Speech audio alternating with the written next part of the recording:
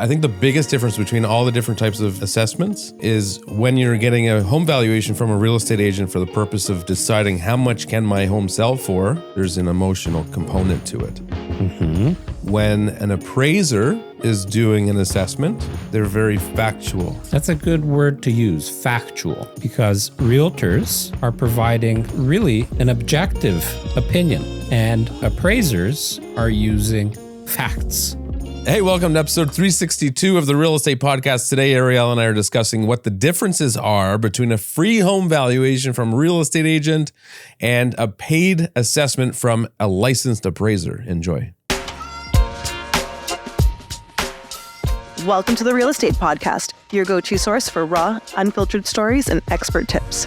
Whether you're a buyer, seller, tenant, landlord, or realtor, join us as we dive into the world of real estate.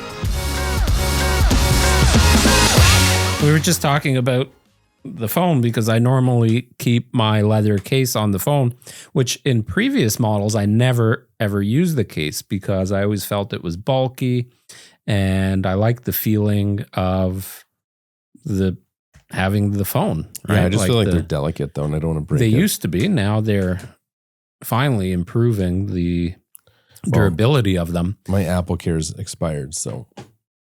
Yeah, mine has a year left on it, so I'm not upgrading. Steve just got the 17 Pro. Yeah, my brother did too. They're nice, but... Yeah.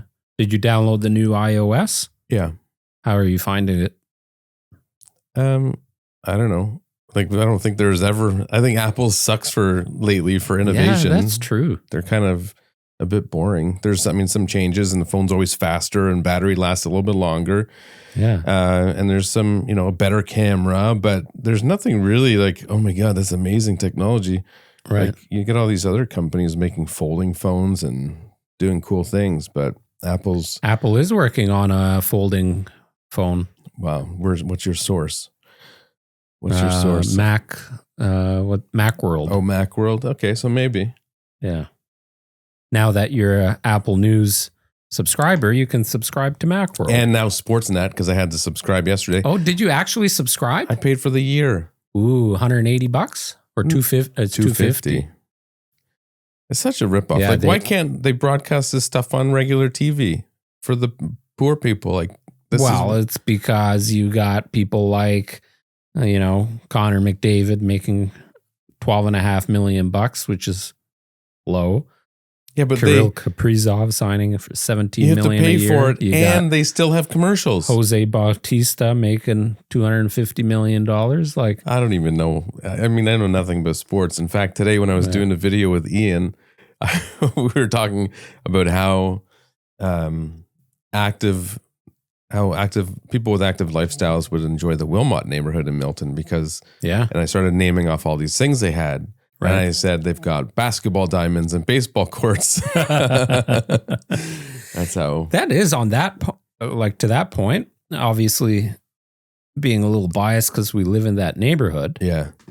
But if you think of all of the activities you can do within the Wilmott neighborhood, it's got to be one of the best neighborhoods for, just being outside or being active in all of Halton region.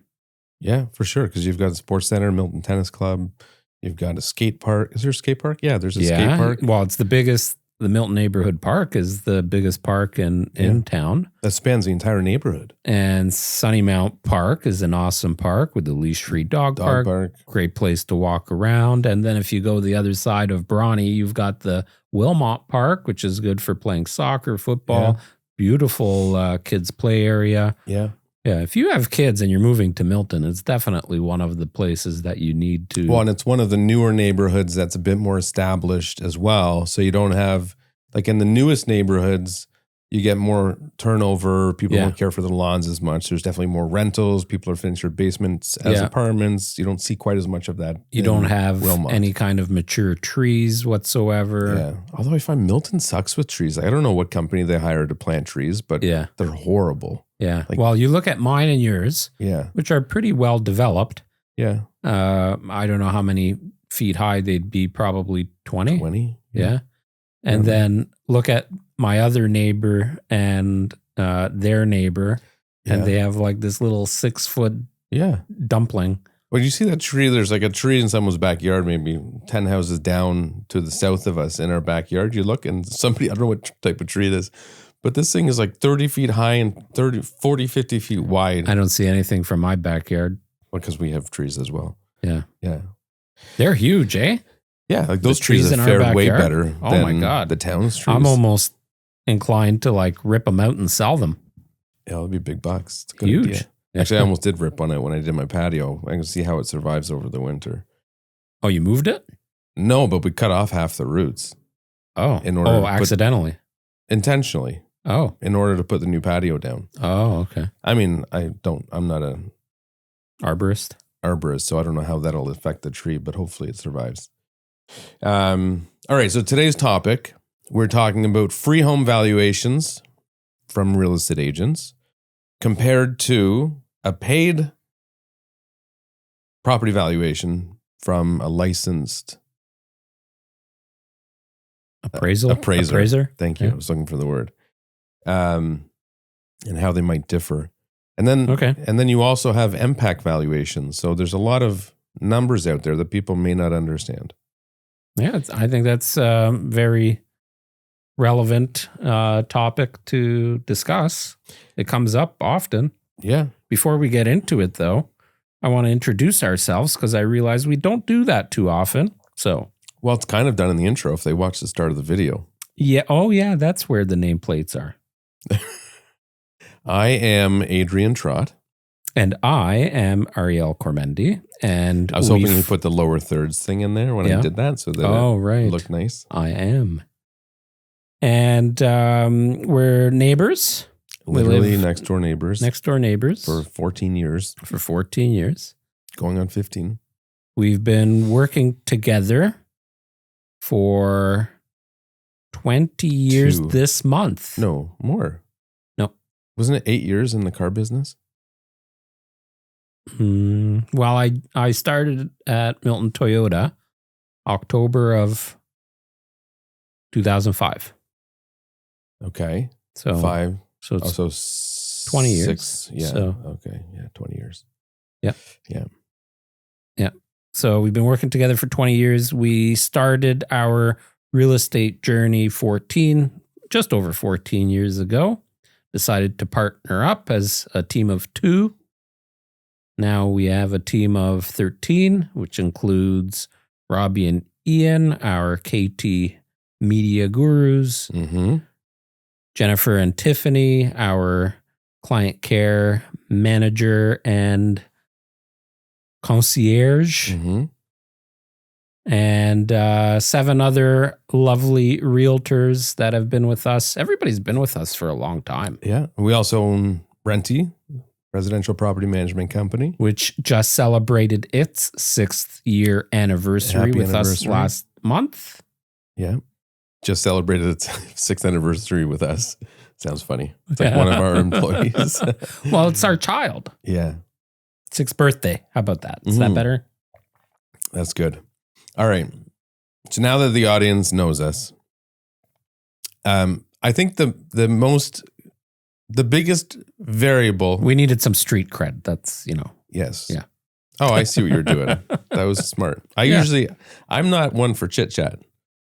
I just get to the point. It's hard for my brain to process small talk. It's just, I've learned that's just me. that's what I'm here for. Yes. So don't take it personally if I zone out or, forget what you said. It's just because sometimes I wander.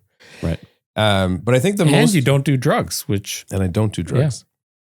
I think the biggest difference between all the different types of assessments is when you're getting a home valuation from a real estate agent for the purpose of deciding how much can my home sell for, there's an emotional component to it because Mhm. emotions are a big variable when selling. mm-hmm. When an appraiser is doing an assessment, they're very factual. They're looking at what features and upgrades do you have and how much are they worth? That's a good word to use, factual, Yes. because realtors are providing really an objective opinion, That's right. and appraisers are using facts, things that they can prove. Yeah, well, they have to because they're licensed and held liable for these numbers that they're providing. Right. And sometimes have to explain it to the lenders. That's right. And realistically, when you're selling anything in life, but when you're selling real estate, emotions play a really big component to it. Correct. And there are some buyers who will look at a home and say, there is no price I would pay for that. Right. And then there's others that will look at it and say, this ticks every box on my wish list. I will pay top dollar. So the easiest way for me to relate it to people that don't do this on a daily basis and aren't familiar, if a realtor goes through your home and is trying to put a value on it as to what a buyer would be willing to pay for the property versus an appraiser that's going through the home and providing a value for appraisal purposes, if the realtor goes into your bathroom and the bathtub has a whole bunch of dead cockroaches in it, that might play a factor. Or if the bathroom is really dirty and has cockroaches in the bathtub, I guarantee you it will affect the opinion of the value from that realtor. The appraiser won't care. That's right. That's right. And it's right down to like every detail. It's like, how clean is it? How does it smell? Does every door squeak? Right. How does it show? And that's why staging is so important, because that's a component to trying to evoke emotion and get people excited about how amazing the space looks. Lighting upgrades. If you have the nicest window coverings, appraisers don't care about paint color. No. You could paint the rainbow. Yeah. And then it does not. Well, I'm not an appraiser, but I don't believe it would factor into their valuation. Sometimes appraisers don't even go through the home. Sometimes they don't even hire appraisers. Who doesn't? Oh, lenders. Sometimes they just use automated systems and say, okay, well, there's enough comparable sales, so let's... Right. There literally is a program that value. lenders use, and if it falls within the guideline of that value, automated valuation, sometimes they won't even purchase an appraisal for it. And as a consumer, if you are relying on a mortgage and your appraisal that is completed through the lender, whoever they hire, if it comes in lower than your purchase price, and it will affect maybe how much you have to put down or whether or not you can finance it at all. You may have to top it up. Well, you may have to make concessions financially to make it work, but you can also get another appraisal. You know why? Because even for appraisers, where they're very factual, they can't, there are innate emotions involved with those people, and one person may see more value than another. Well, what's interesting is, the term garbage in, garbage out? Mm-hmm. When an appraiser is putting the information into we'll call it their system. Mm-hmm. The information that they are putting is also an objective and subjective piece of information compared to what another appraisal might have or another appraiser might use. Yeah. So, sometimes, as an example, maybe condos in Toronto would be a good example where there's a lot of data. So you have to start filtering. So the filters that you use from one appraiser to another appraiser may be slightly different. Mm-hmm. When I had my refinancing completed on our cottage, the lender required an appraisal, and there was only one sale that was on the lake, the entire lake. There was one sale, and it wasn't at all comparable. So then what do they do? How do they appraise it? Mm-hmm. And they had to go based on past sales data. So now you're going back 2, 3, 4 years to find comparable sales and then adding a time component to it. So how much did the property appreciate in value over that time? Well, and we all know that the more factors that you have to take into consideration, the less accurate the valuation becomes. Right. That's why then there's an argument to be made as how that number is arrived. Mhm. How do you arrive at that number, right? Well, and I think too, like there's probably a lot of instances where people don't, and on both sides, the real estate agents and the appraisers may not know all of the details that go into, and sometimes significant details about what may go into the cost or value of the home. For example, I helped a really good client last year purchase a very nice home in Oakville. And it was listed by a very reputable team, and they were very detailed in listing all of the upgrades. And one in particular was the flooring. It was finished in place walnut.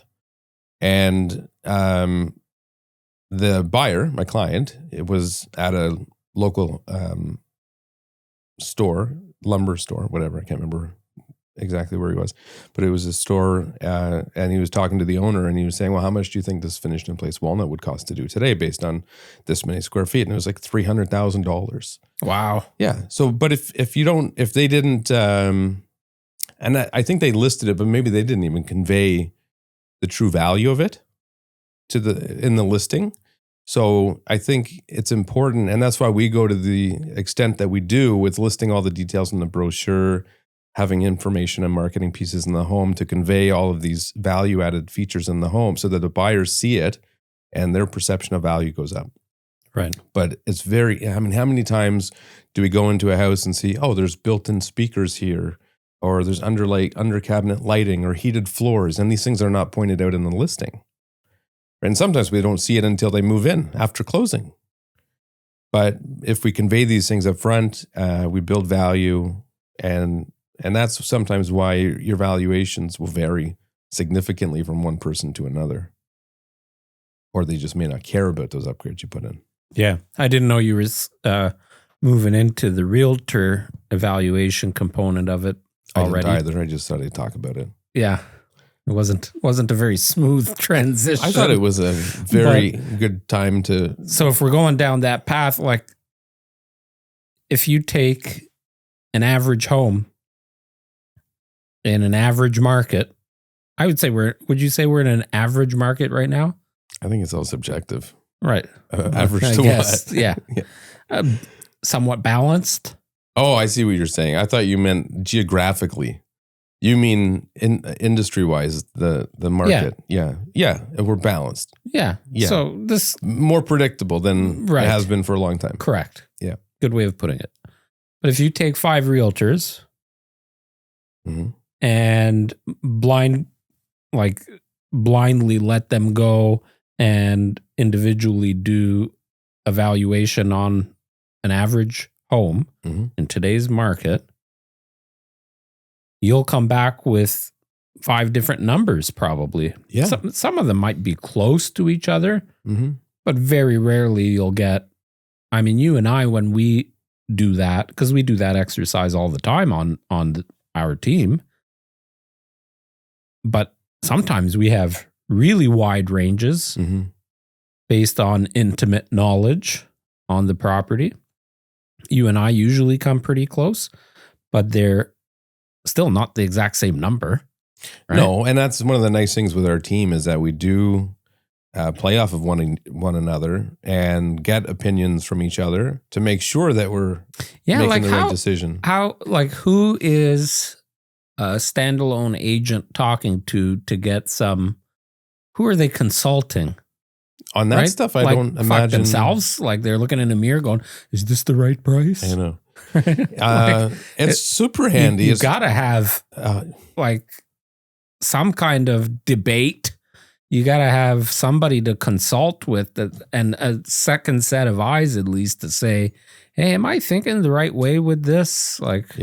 It's rare. Like I can't count maybe 1 or 2 properties that I can think of in the last decade where I was way off on price. Like I think, being able to throw numbers back and forth and have that luxury with the team is really valuable. And there's been several listings this year that we passed up because of pricing. Yeah. And I've been watching them all, and we've talked about this before, but almost every single time either didn't sell or it ended up selling 6, 8 months, 12 months, 16 months later for around the price that we had suggested, or lower. In many cases, lower, because if you had have priced it right off the start, you probably would have got it. Yeah. But when you price high, you usually end up Well, lower. even now, you and I, who are very experienced in this industry, 14 years, continually top performers in our industry, and literally, I would say 95% of the listings that you or I take, we both have a look at an overview of the property, evaluation of the property, and make sure that we are seeing things the right way, right? And usually we're pretty close. There have been a couple of instances in the last couple of years with the market shift.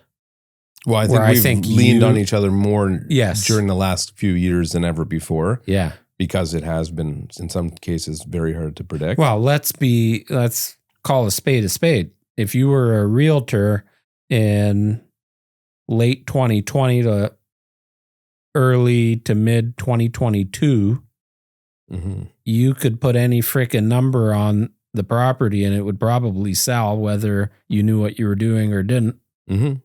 Well, the question there too the matter is, are you maximizing the value? Well, that's what it always, in every market. Right. Yeah. I mean, every house will sell. It's just a matter of how much can you squeeze out of it. Anyway, did you want to talk about MPAC? Not really. I mean, MPAC, I'm not even sure exactly how they do their valuations. MPAC, really, their valuations are based on factual data, but with less filters than the appraisers are using. Yeah, I think it's more based on land. Lot size. Lot size is a bigger component than anything. Lot size and the square footage, above grade square footage of the house. Yeah, well, and they may not even know that the basement's finished. They oftentimes don't. Yeah. They see how many bedrooms, how many bathrooms, how many square feet, what's the lot size, square footage, and based on the data that's in their system, it spits out a number, and there you go. Well, and then a percentage of that is what your taxes are. And the other components that are 8 years old. Right. So you might be able to use them as a reference from currently 8 years old. Currently, yeah.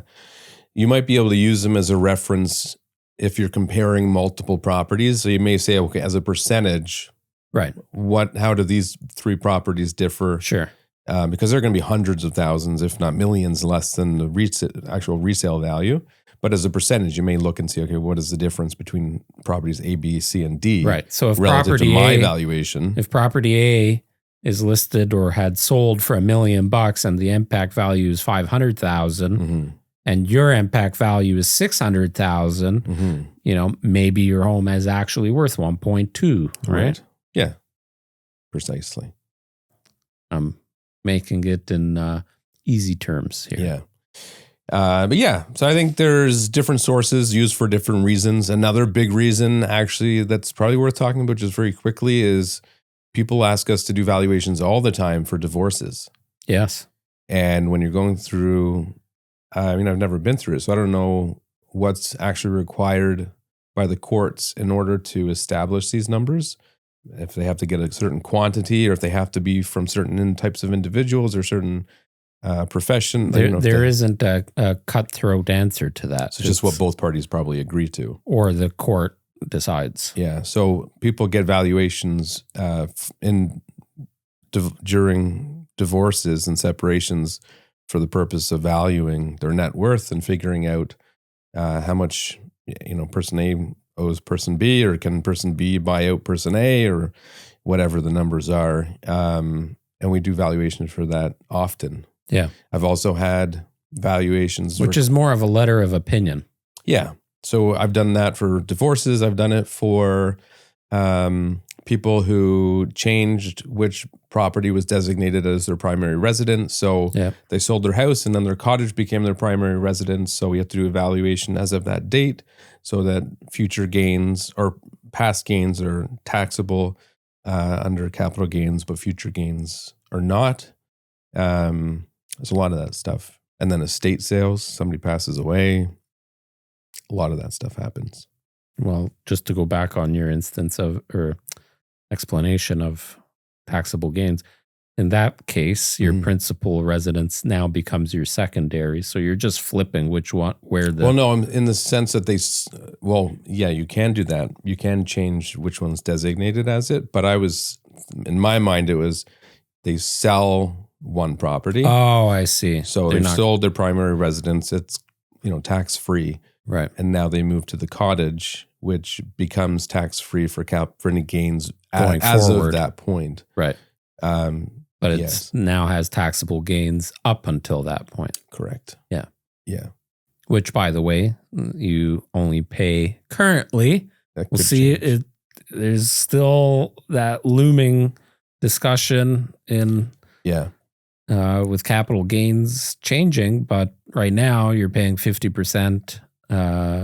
You're paying tax on 50% of your capital gains. Yeah, I'm actually for changing the capital gains tax to like a tiered system, where in year one there is taxes at a percentage of some sort, and then it progressively gets less. Deters flippers. Exactly. Yeah. Right.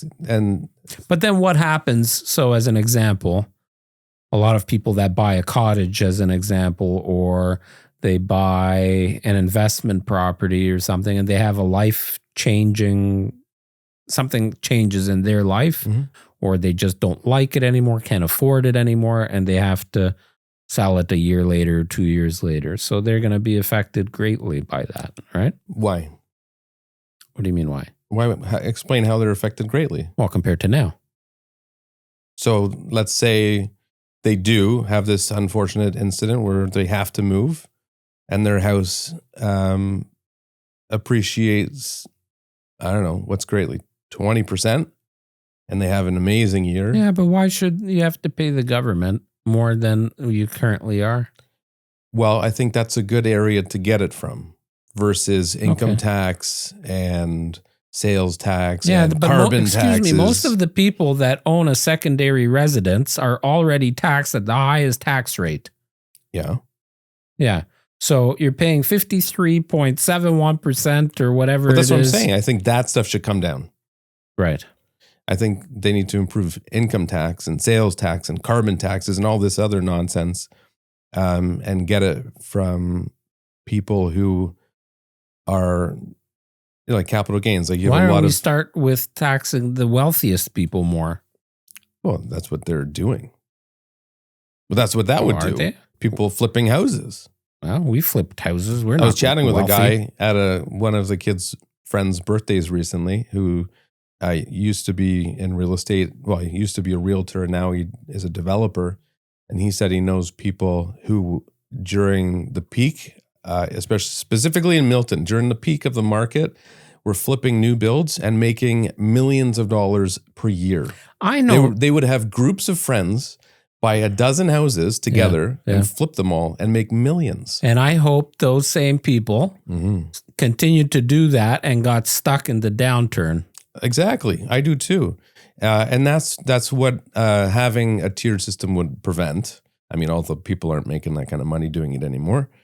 But I knew there were realtors buying pre-construction and flipping the contract, so didn't even close on it. They were basically doing an assignment sale and making $100,000 because they put $50,000 deposit, had a contract for something that wasn't built, and then sold it to clients of theirs. Yeah. Yeah, and probably not even probably claiming it as a primary residence and hoping the CRA didn't catch them. Yeah, who knows? What they were doing is putting it in like their kids' names. Yeah. And claiming it as a first-time home buyer and this and that. Oh, yeah. I don't know how that would... I mean, that's sketchy. Yeah, well, sketchy or not. I mean, if you have a 20-year-old kid that hasn't bought a house before and you put everything on that kid's name, it's still legit, that's a first time home buyer. Well, I hope the kid benefits from the sale then. Well, unless your parents are an asshole, you would think that there's Yeah. Anyways, we've gone off topic, but if anyone listening has questions or would like a free home valuation, please let us know. Adrian is always happy to do those. He loves doing them. That's not true, but I will do them because I love people. And on that note, some people. See you next week. Thanks for watching or listening to this episode of the Real Estate Podcast. If you enjoyed it, please drop a like and follow us for next week's episode coming out every Monday. Or unless you're on YouTube, I think it's every Sunday evening. Bye.